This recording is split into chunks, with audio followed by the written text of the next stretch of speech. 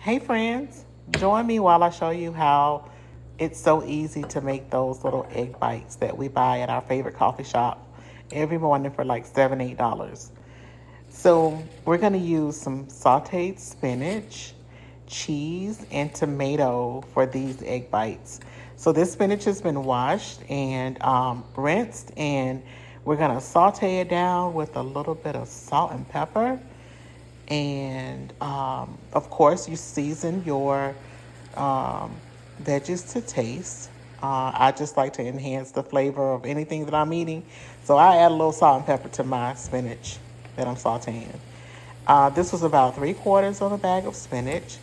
Saute it down for a few minutes. This probably took all of 6 minutes to saute it down. Once we saute the spinach down, we have our eggs, and I think I probably used maybe 6 or 8 eggs. So, we have a tendency of spending all this money for convenience, but we can actually create our own convenience, y'all. It takes a little bit of work on the front end, but we save money. And we not only save money, we know what we're eating. We know it's clean. We know it's healthy. We know what we've put into this meal that we've made. So you'll see me here cracking eggs, and I'm going kind of slow because I'm using one hand, and I didn't have my handy dandy tripod stand this day to make this video. So here I'm going to add some ricotta cheese. And do y'all have an Aldi in y'all's city? So I go to Aldi for just about everything. I just added 2 heaping tablespoons of ricotta cheese. And then you'll see me add, this is evaporated milk. So I had another dish that I used a can of milk for a couple days ago, and I didn't use the whole can. Guess what? Save it and use it. So that was about a 1/4 cup of evaporated milk, some garlic powder, and some salt and pepper. And you just stir, stir, stir. Stir like you're going crazy. Release some tension. Just stir. So after you saute your spinach and you drain it, you want to get the excess water off. You want to kind of cut it up into like small pieces. And you're going to cut up your tomatoes, and nothing special about the cheese either. It was just a piece of something I had in the fridge. But of course, you can use shredded cheese if you have it.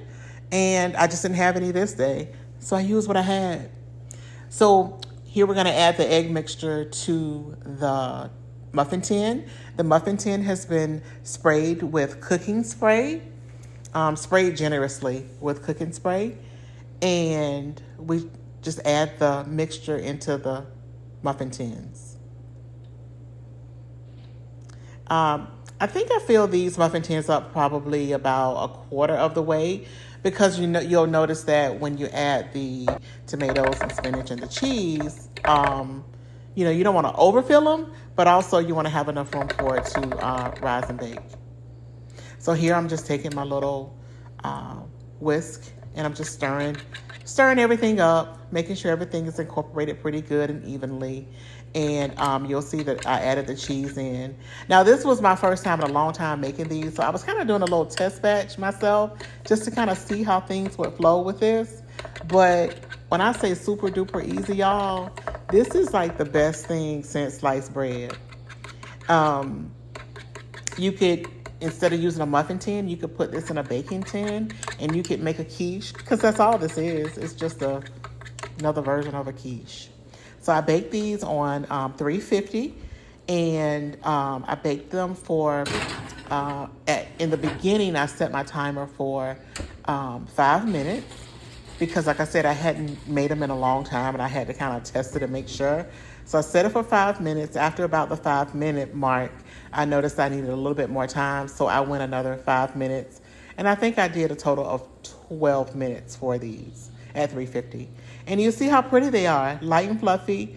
And y'all, they are so good. This is me enjoying it on the way to work.